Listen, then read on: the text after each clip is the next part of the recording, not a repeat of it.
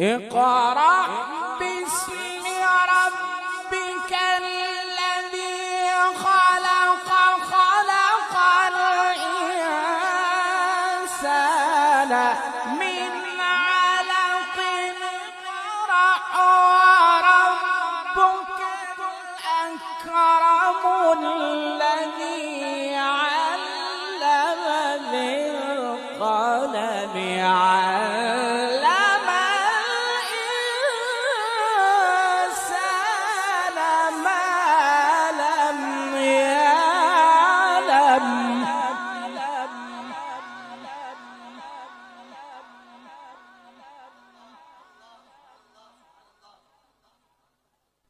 اقرأ وربك الأكرم الذي علم بالقلم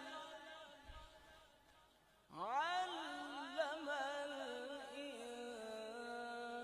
الإنسان ما لم يعلم.